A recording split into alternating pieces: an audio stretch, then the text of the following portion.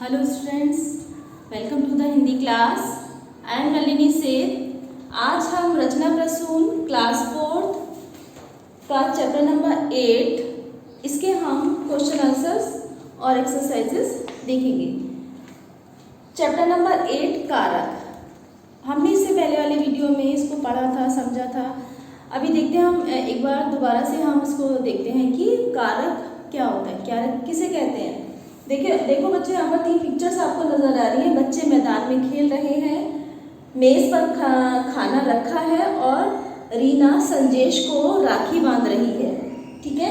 उपयुक्त वाक्यों में रंगीन लिखे शब्द में, पर तथा को वाक्य के अन्य शब्दों को क्या कर रहे हैं, आपस में जोड़ने का काम कर रहे हैं। जैसे बच्चे मैदान में खेल रहे हैं, तो यहाँ पर बच्चे मैदान में खेल रहे हैं, तो में जो है वो बाकी शब्दों को जोड़ रहे हैं, आपस में एक दूसरे को जोड़ने का काम कर रहे हैं। ठीक है। अन्य शब्दों को आपस में जोड़ने का काम कर रहे हैं और वाक्य के शब्दों को जोड़ने वाले जो ये शब्द होते हैं ये कारक कहलाते हैं। तो संज्ञेय सर्वनाम के जिस रूप से उसका संबंध वाक्य के दूसरे शब्दों से जाना जाता है वह कारक कहलाता है। ठीक है। संज्ञेय सर्वनाम के जिस रूप से उसका संबंध वाक्य के दूसरे शब्दों से जाना जाता है उसे कारक कहते हैं। और कारक के 8 भेद होते हैं, हमने पढ़ा था। कर्ता, कर्ता कारक, कर्म कारक, करण कारक, संप्रदान कारक, अपादान कारक, संबंध कारक, अधिकरण कारक और संबोधन कारक। ठीक है। कारक का प्रयोग करते समय वाक्य का जो होता है वो रूप बदल जाता है। जैसे एक सेंटेंस है, निहारिका खाना बना रही है, और अब हमने इसमें कारक का यूज किया, निहारिका ने खाना बनाया, तो एकदम से उस सेंटेंस का रूप चेंज हो गया। देखिए यहाँ पर कारक दिए हुए और उनके विभक्ति चिन्ह दिए हुए हैं। कर्ता ने कर्म को करण से या के द्वारा, संप्रदान के लिए और को, और अपादान से अलग होना, और संबंध का के की, अधिकरण का विभक्ति चिन्ह होता है में या फिर पर, और संबोधन का होता है हे और अरे। ठीक है। और यहाँ पर कारक का प्रयोग करके कुछ वाक्य दिए गए हैं। ठीक है। किस तरह से हम कारक का प्रयोग वाक्य में करते हैं। ठीक है। तो सबसे पहले हम देखते हैं, और स्मरण रखने योग्य बिंदु हमने क्या पढ़ा था कि कारक संज्ञा सर्वनाम का संबंध वाक्य के दूसरे शब्दों से करते हैं, और ये 8 प्रकार के होते हैं। कर्ता, कर्म, करण, संप्रदान, अपादान, संबंध, अधिकरण तथा संबोधन।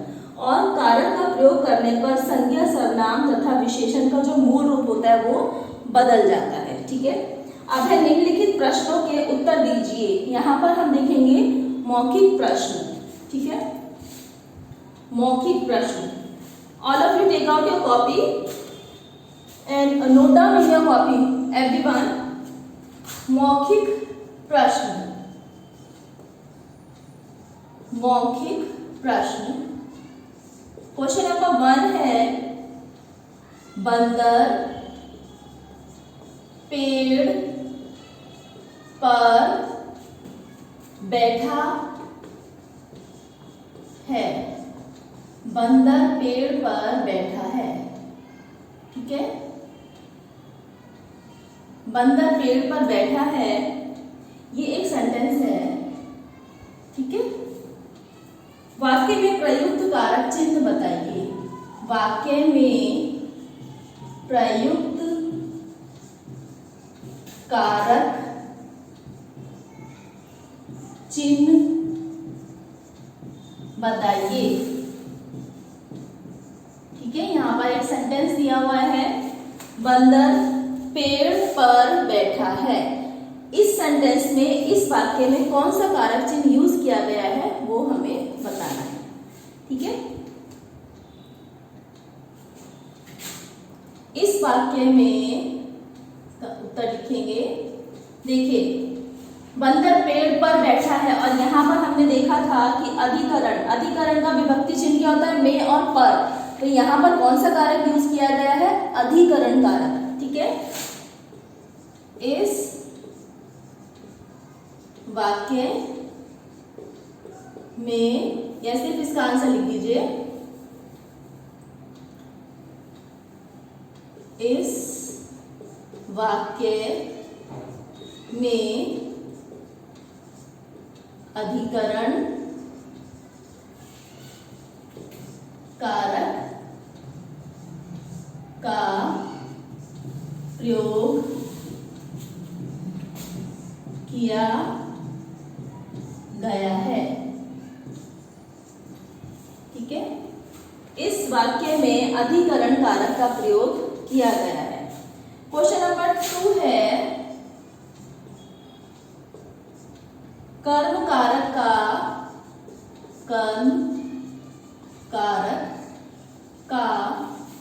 विभक्ति चिन्ह, कर्म कारक का विभक्ति चिन्ह क्या है?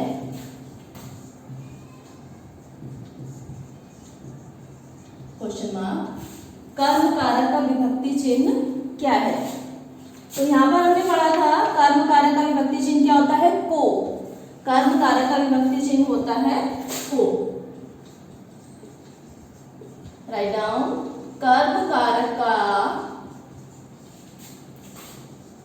विभक्ति चिन्ह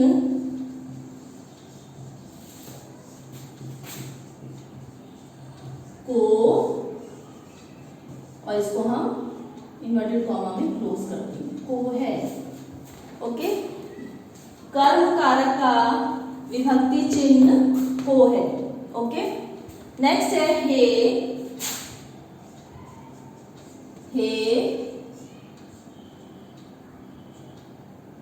इसको हम इन्वर्टेड कॉमा में क्लोज करेंगे। अरे, इसके बाद लगाएंगे इसमें आदिबोधक चिन्ह। विभक्ति चिन्ह किस कारक के हैं? किस कारक के हैं? ओके, हे और अरे, जिसमें किसी को संबोधित किया जा रहा है। ठीक है, देखिए यहाँ पर क्या था, ये हे और अरे संबोधन कारक के चिन्ह है। ठीक है, उत्तर लिखेंगे हे, अरे,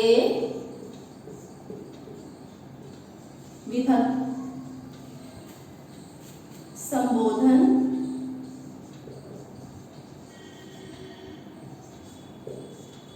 कारक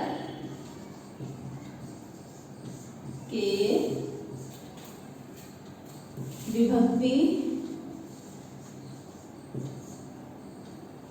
चिन्ह है।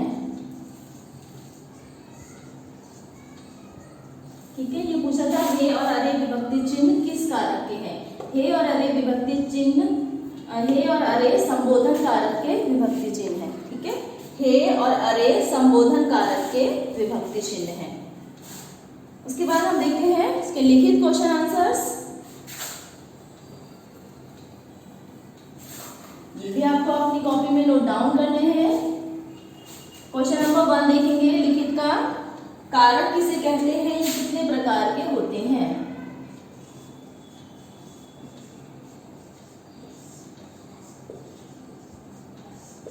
क्वेश्चन नंबर 1, कारक किसे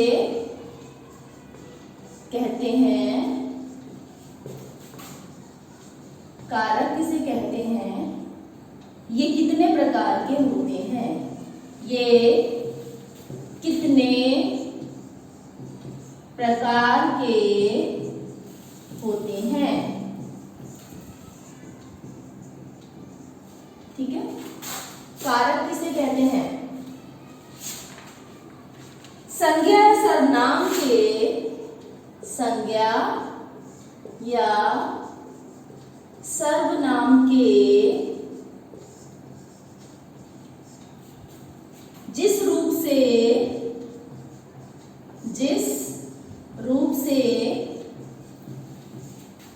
उसका संबंध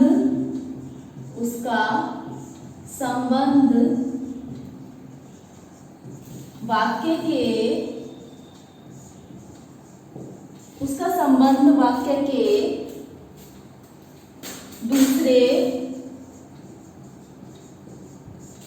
के दूसरे शब्दों से जाना जाता है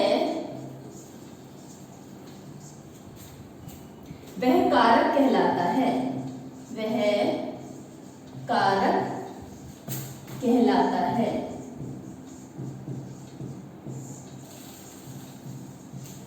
ओके।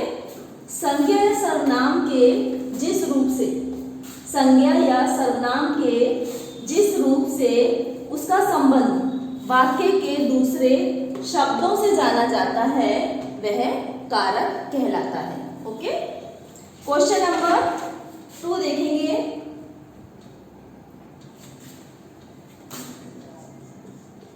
ठीक है बच्चों, इज इट क्लियर ना? संज्ञा सर्वनाम के जिस रूप से उसका संबंध वाक्य के दूसरे शब्दों से हमें पता चलता है, ठीक है, वो कारक होता है। तो कारक शब्द कौन से होते हैं? जो वाक्य के शब्दों को जोड़ने का काम करते हैं। ठीक है। नेक्स्ट देखेंगे, निम्नलिखित कारकों के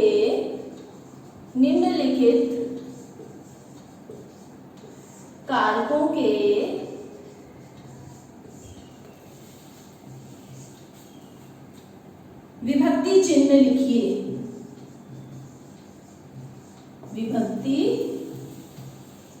चिन्ह लिखिए।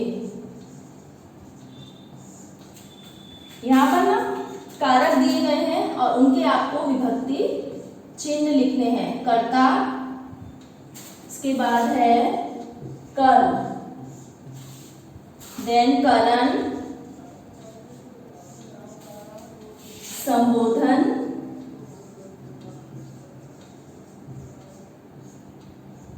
these are given in your book, अपादान,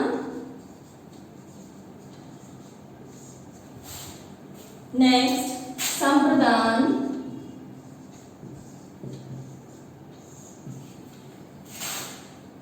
अधिकरण, and the last one is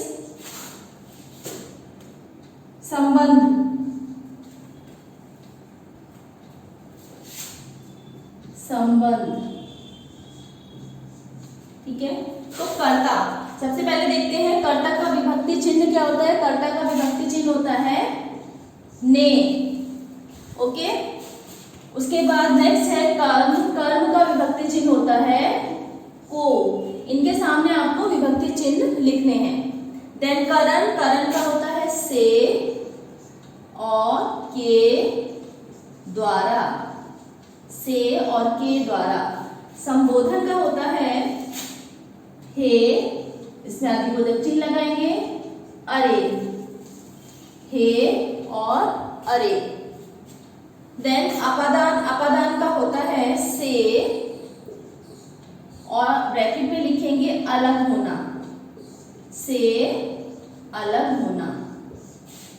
और संप्रदान का होता है के लिए या को।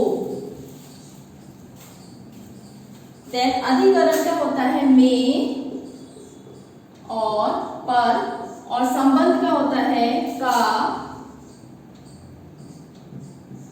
के और की। ठीक है। का, के और की।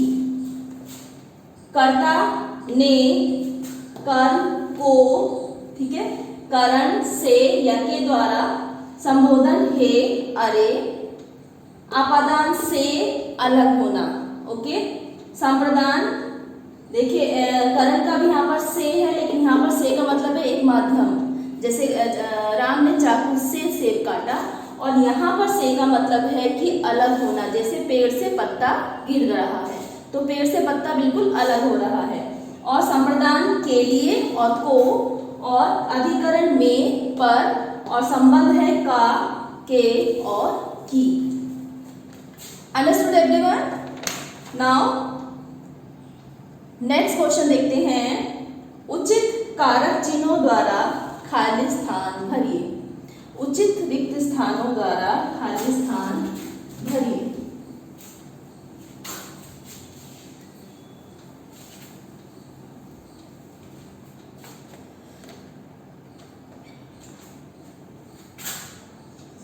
उचित कारक चिन्हों द्वारा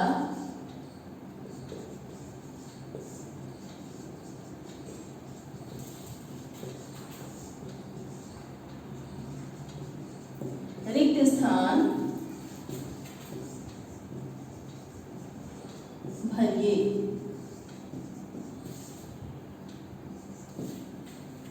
फर्स्ट है आसमान डैश तारे टिमटिमा रहे हैं। नेक्स्ट कविता बाजार डैश सामान लाई है। नंबर 3 पेड़ डैश कोयल कूक रही है। घ कपिल डैश भाई लेखक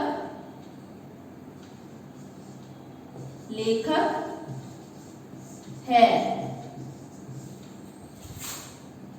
नेक्स्ट है जया डैश मधुर गीत गाया। इनमें आपको कारक चिन्ह फिल करने हैं। ओके, डैश तुम क्या कर रहे हो, क्वेश्चन मार्क। और लास्ट है मैं श्रेयस डैश मिठाई लाई हूं। ठीक है, तो यहां देखते हैं, सबसे पहला देखते हैं आसमान डैश तारे टिमटिमा रहे हैं। कौन सा कारक चिन्ह आएगा इसके अंदर? आसमान में। ओके, कविता बाजार डैश सामान लाई है, बाजार से। ओके, पेड़ डैश कोयल कूक रही है, पेड़ पर कोयल कूक रही है। नेक्स्ट है कपिल डैश भाई लेखक है, कपिल डैश भाई लेखक है, तो कपिल का भाई लेखक है। जया डैश मधुर गीत गाया, जया ने मधुर गीत गाया। और डैश तुम क्या कर रहे हो, अरे जिसमें अधिबोधक चिन्ह लगा देंगे यहाँ पर, तुम क्या कर रहे हो। और लास्ट मैं श्रेयस, क्या आएगा इसमें, के लिए मिठाई लाया हूँ। ठीक है, तो ये कारक चिन्ह इसके अंदर आएंगे।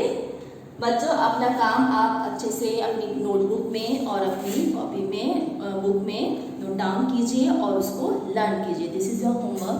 बाकी की एक्सरसाइजेज हम नेक्स्ट वीडियो में कवर करेंगे। Thank you so much.